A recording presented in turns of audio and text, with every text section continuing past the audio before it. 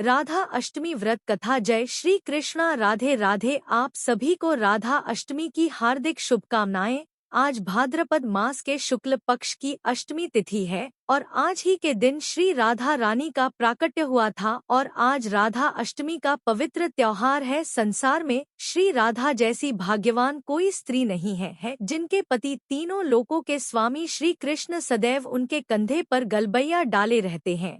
जहाँ भी श्री राधा जी जाती है, भगवान श्री कृष्ण उनके अधीन होकर साथ साथ जाते हैं। श्री कृष्ण जी के वाम भाग से प्रकट हुई श्री राधा कठिन प्रेम और सेवा करके ही श्री कृष्ण के प्रेम की स्वामिनी बनी और उन्हें प्राणों से भी अधिक प्रिय हुई है। आज मैं आपको सुना रही हूँ श्री राधा अष्टमी के दिन सुनी जाने वाली बड़ी ही कथाएं। तो इन कथाओं को बड़ी ही श्रद्धा और प्रसन्न चित मन से पूरा अवश्य सुनिए। इन कथाओं को सुनने से मनुष्यों की सभी मनोकामनाएं पूर्ण हो जाती हैं तथा पाप और संकट कट जाते हैं।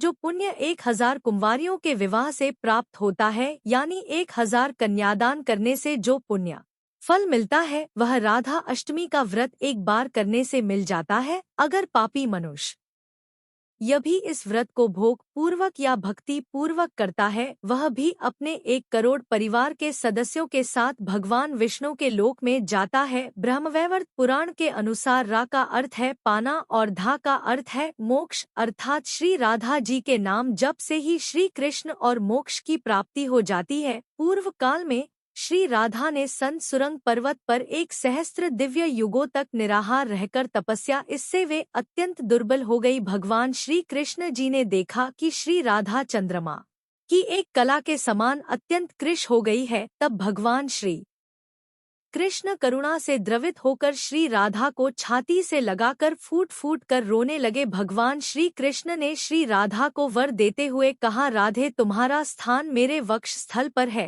तुम यही रहो, मुझसे तुम्हारा अविचल प्रेम भक्ति हो, सौभाग्यमान प्रेम गौरव की दृष्टि से तुम मेरे लिए सबसे श्रेष्ठ और सर्वाधिक प्रियात्मा बनी रहो। संसार की समस्त युवतियों में तुम्हारा सबसे ऊंचा स्थान है। मैं सदा तुम्हारे गुण गाऊंगा, पूजा करूंगा, तुम सदा मुझे अपने अधीन समझो। मैं तुम्हारी प्रत्येक आज्ञा का पालन करने के लिए बाध्य रहूंगा। जैसे आभूषण शरीर की शोभा है, उसी प्रकार तुम मेरी शोभा हो। भगवान श्री कृष्ण जी कहते हैं, श्री राधा मेरी परम आत्मा है, मेरा जीवन है। श्री राधा से ही प्रेम प्राप्त करके मैं उस प्रेम को अपने भक्तों में बांटता हूँ। भगवान श्री कृष्ण जी की सेवा से ही श्री राधा जी ने सबसे अधिक मनोहर रूप, सौभाग्यमान गौरव तथा श्री कृष्ण के हृदय स्थल में स्थान, उनका पत्नीत्व प्राप्त किया है। वृंदावन लीला अपने लौकिक दृष्टि से तो श्री कृष्ण जी 11 वर्ष की अवस्था में ही ब्रज का परित्याग करके मथुरा आ गए थे। इतनी छोटी अवस्था में स्त्रियों के साथ रणय की बात कल्पना में ही नहीं आती और अलौकिक जगत में श्री राधा कृष्ण दोनों सर्वथा एक ही है। फिर भी भगवान ने ब्रह्मा जी को श्री राधा के दिव्य विग्रह का दर्शन कराने का वरदान दिया था। उसकी मूर्ति के लिए उन्होंने ब्रह्मा जी को एकांत वन में श्री राधा के दर्शन कराए और वहीं ब्रह्मा जी के द्वारा रसराज कृष्ण और महाभार रूपी राधा की विवाह लीला भी संपन्न हुई। यह विवाहिता श्री राधा जी सदैव ही भगवान श्री कृष्ण के संग रहती हैं, परंतु छिपी रहती हैं। केवल कृष्ण कृपा होने पर ही साधक को इस युगल जोड़ी के दुर्लभ दर्शन होते हैं।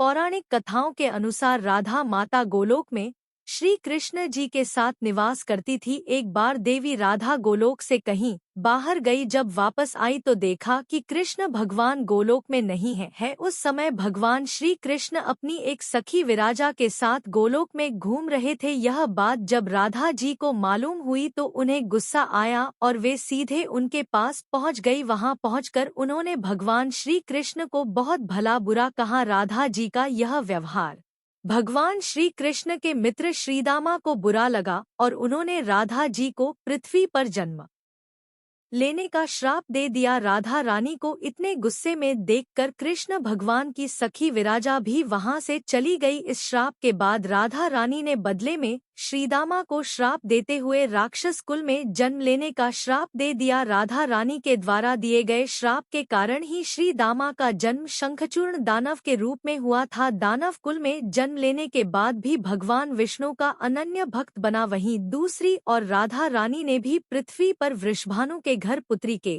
रूप में जन्म लिया, लेकिन राधा रानी वृषभानु जी की पत्नी देवी कीर्ति के गर्भ से नहीं जन्मी थी। दरअसल जिस समय श्रीदामा और राधा रानी ने एक दूसरे को श्राप दिया, तब भगवान श्री कृष्ण जी ने राधा रानी से कहा, है राधे, अब आपको पृथ्वी पर देवी कीर्ति और वृषभानु जी की पुत्री के रूप में रहना है। इसके आगे भगवान श्री कृष्ण ने राधा रानी से कहा कि जब आप विवाह के योग्य हो जाएगी तो आपका विवाह मनुष्य के अवतार में रायण नामक एक वैश्य से होगा। हालांकि वह भी मेरे अंश अवतारों में से ही एक होगा। आप धरती पर भी मेरी प्रियतम बनकर ही रहेगी, परंतु हम दोनों को वहां बिछड़ने का दुख सहन करना होगा। हे राधा रानी, अब आप धरती पर जन्म लेने की तैयारी करें। सांसारिक दृष्टि से देवी कीर्ति गर्भवती हुई और उन्हें प्रसव भी हुआ, लेकिन देवी कीर्ति के गर्भ में योग माया की प्रेरणा से वायु का प्रवेश हुआ और उन्होंने वायु को ही जन्म दिया। जब वह प्रसव पीड़ा से गुजर रही थी तो उसी समय महादेवी राधा रानी एक प्यारी सी कन्या के रूप में प्रकट हो गई। जिस दिन राधा रानी प्रकट हुई वह भाद्रपद शुक्ल पक्ष की अष्टमी का दिन था, इसलिए भाद्रपद शुक्ल पक्ष अष्टमी को राधा रानी अष्टमी के रूप में जाना जाता है। इस दिन भगवान श्री कृष्ण और राधा रानी की पूजा की जाती है। इस व्रत को करने से हमें सभी सांसारिक सुख आनंद प्राप्त होते हैं। मान्यता के अनुसार इस व्रत को करने से धन की कमी नहीं होती और घर में बरकत बनी रहती है। आइए अब मनोकामना को पूरी करने वाली राधा अष्टमी की बड़ी ही दुर्लभ कथा को सुनते हैं। आप लोग बड़ी ही श्रद्धा से पूरी कथा सुनिए। एक गांव में रमा नाम की एक स्त्री थी। उसके विवाह को 5-6 वर्ष हो गए थे, लेकिन उसकी कोई संतान नहीं थी। एक बार श्री राधा अष्टमी का उत्सव आया। गांव की औरतें बरसाना जा रही थी। औरतों ने कहा कि तुम भी बरसाना चलो, राधा रानी बड़ी दयालु है, तुम्हारी गोद जरूर भर देगी। वह स्त्री कई महीनों से घर से बाहर नहीं निकली थी, इसलिए उसके पति और सास ने भी उसे जाने की आज्ञा दे दी। बस उसने मन में ठान लिया कि राधा रानी मेरी गोद जरूर भरेंगी। जिस दिन उसे जाना था उसी दिन उसके पैर में चोट लग गई, चला भी नहीं जा रहा था। फिर भी वह स्त्रियों के संग यात्रा पर चली गई। सारे रास्ते राधा कृष्ण जी का जाप कीर्तन करती हुई गई और बरसाना पहुंचकर नहा धोकर राधा जी के मंदिर में जाने के लिए तैयार हुई। राधा जी के महल में जब जाते हैं तो ऊपर बहुत सी सीढ़ियां चढ़ने पड़ती है। रमा जैसे ही सीढ़ियां चढ़ने लगी तब वह स्त्रियों से बोली कि तो तुम लोग आगे आगे चलो, मैं धीरे धीरे सीढ़ियों से आ रही हूँ। मेरे पैर में चोट लगने की वजह से चला भी नहीं जा रहा है। 2-4 सीढ़ियां चढ़ने के बाद उसका पैर मुड़ गया और वह नीचे गिरने लगी। तभी एक 7-8 साल की कन्या ने उसका हाथ पकड़ लिया। रमा बोली, बेटी आज अगर तुम ना होती तो मैं नीचे गिर गई होती। वह कन्या बोली, माता ऐसे कैसे गिर जाने देती मैं तुम्हें। तब रमा ने पूछा, बेटी तुम्हारा क्या नाम है। वह बोली, लाडो नाम है मेरा, यही पास में रहती हूँ। वे दोनों सीढ़ियों पर बैठ गई। लाडो कहने लगी, माता मेरे लिए क्या लाई हो ना, कोई जान पहचान और लाडो ऐसी बात कर रही है। फिर रमा ने कहा, लाडो मैं कल तुम हारे लिए कुछ ना कुछ ले अवश्य आऊंगी, तुम्हें क्या पसंद है। तब लाडो कहने लगी, मुझे नथनी, गले का हार, कान के कुंडल, चूड़ियां, मेहंदी, घाघर, चोली, यह सब चीज पसंद है, कुछ भी ले आना। इतना कहकर वह बालिका भाग गई। जैसे तैसे रमा भी मंदिर में दर्शन करके लौट आई। फिर रमा उस बालिका के बारे में सोचने लगी और बाजार में उसने गले का हार और चूड़ियां उसके लिए ली। अगले दिन उसी जगह जहाँ लाडो उसे मिली थी वह वहीं जाकर लाडो का इंतजार करने लगी। थोड़ी देर बाद लाडो उसको उसी जगह पर ही मिली। जैसे ही रमा ने लाडो को चूड़ियां और गले का हार दिया, वह बोली, बस इतनी सी ही और चीजें नहीं लाई, और वह मुंह फुलाकर बैठ गई। तब रमा बोली, अभी मैं 8 दिन यहीं पर हूँ, रोज तुम्हारे लिए कुछ ना कुछ लाया करूंगी। यह सुनकर लाडो उसकी गोद में बैठ गई और गले से लग गई। रमा तो रोने लगी क्योंकि उसे जैसे एक संतान मिल गई। बड़े प्यार से उसके सर पर हाथ फेरा, ऐसे ही वह फिर चली गई। रमा ने मंदिर से आकर घाघरा और चोली उसके लिए बनवाए। ऐसे ही रोज कुछ ना कुछ वह उसे देती। एक दिन रमा कहती है, अब यह सारी चीजें मुझे पहन करके दिखाओ। लाडो बोली, कल राधा अष्टमी है, मैं कल इसे पहनूंगी। इस बार लाडो के साथ एक लड़का भी आया था। उसे देखकर रमा ने कहा, आज पता नहीं मेरे मन में क्या आया, मैंने एक धोती और मुकुट मोर वाला लिया है, क्या मैं इसे दे दूं?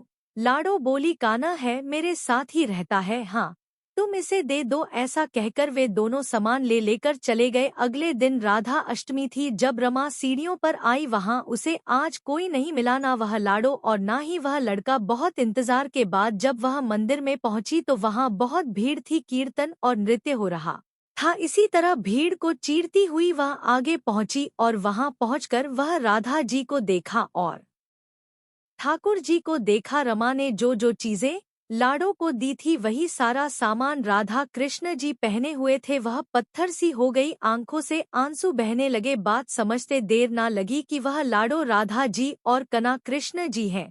स्वयं जगत के पालनहार उसके पास आते थे। राधा जी उसकी गोद में बैठती थी और उसे मातृत्व का सुख प्रदान करती है। वह तो जैसे बाबरी सी हो गई, दिन रात लाडो लाडो कहती रहती, पुकारती रहती। वह स्त्रियों से बोली, तुम लोग घर जाओ, मैं नहीं जाऊंगी। उसकी सास और पति भी उसे लेने आए पर वह साथ नहीं गई। अब तो प्रतिदिन वह सीढ़ियों पर बैठे बैठे आंसुओं से सीढ़ियां धोती, पलकों से बुहार थी। ऐसा करते करते उसे 30 वर्ष हो गए। एक दिन एक बालिका उसका हाथ पकड़कर ऊपर अट्टालिका में ले गई। वहां जाकर बोलती है, लो आ गई मैं ही हूँ तुम्हारी लाडो। ऐसा कहकर बाहें फैलाकर रमा को बुलाने लगी और अपने गले लगा लिया। उस दिन रमा ऐसे गले लगी कि इस पार्थिव शरीर को छोड़कर सदा के लिए अपनी लाडो के पास चली गई। बोलिए श्री राधा कृष्ण भगवान की जय, बोलिए श्री बरसाने वाली की जय। एक बार नारद मुनि ने पृथ्वी लोक पर राधा नाम की महिमा सुनी और सुना कि वह श्री कृष्ण की सबसे बड़ी भक्त है। नारद जी को लगता था कि वह श्री हरि के सबसे बड़े भक्त हैं। अपने मन की शंका का निवारण करने के लिए नारद जी श्री कृष्ण जी के पास गए। श्री कृष्ण जी तो अंतर्यामी है, समझ गए कि नारद जी के मन में क्या शंका चल रही है। श्री कृष्ण जी ने सोचा, नारद जी को राधा रानी के प्रेम और का अनुभव करवाना ही पड़ेगा। जब नारद जी श्री कृष्ण जी के पास आए तो श्री कृष्ण अपना सिर पकड़कर बैठे थे। नारद जी ने श्री कृष्ण जी से पूछा कि प्रभु आपको क्या हुआ है? तब श्री कृष्ण जी कहने लगे कि नारद जी मेरे सिर में बहुत दर्द है। नारद जी ने पूछा कि प्रभु आपके इस दर्द का निवारण कैसे होगा? तब श्री कृष्ण जी ने कहा कि अगर कोई मेरा सच्चा भक्त अपने चरणों को धोकर उसका चरणामृत मुझे पिला दे तो मेरे सर का दर्द ठीक हो जाएगा। नारद जी सोचने लगे कि मैं श्री हरि का सच्चा भक्त हूँ, लेकिन श्री कृष्ण को अपने चरणों का चरणामृत पिलाने से मुझे नरक तुल्य पाप लगेगा, इसलिए ऐसा पाप मैं अपने सिर पर नहीं ले सकता। नारद जी ने रुक्मिणी जी से और बाकी रानियों से इस समस्या को कह सुनाया, लेकिन कोई भी इस पाप को अपने सिर पर लेने को तैयार ना हुआ। नारद जी को राधा रानी की याद आई कि वह भी तो श्री कृष्ण जी की सच्ची भक्त है। नारद जी ने जाकर सारा प्रसंग राधा रानी को सुनाया। राधा रानी ने उसी समय एक पात्र में जल लेकर अपने चरणों को धोकर वह जल नारद जी को दिया और कहा कि जल्दी से जाकर इसे श्री कृष्ण जी को दे दो। राधा रानी नारद जी से कह लगी, मैं जानती हूँ कि इस बात के लिए मुझे नरक तुल्य पाप लगेगा। राधा रानी आगे नारद जी से कहती है, श्री कृष्ण के दर्द के निवारण के लिए मैं कोई भी पाप अपने सर पर लेने को तैयार हूँ। नारद जी श्री कृष्ण जी के पास गए तो श्री कृष्ण मंद मंद मुस्कुरा रहे थे। अब तक नारद जी समझ गए थे कि राधा रानी श्री कृष्ण से निश्चल प्रेम करती है और उनकी सबसे बड़ी भक्त है, तथा श्री कृष्ण यह सारी लीला मुझे यह एहसास कराने के लिए ही रची थी। बोलिए श्री राधा कृष्ण भगवान की जय।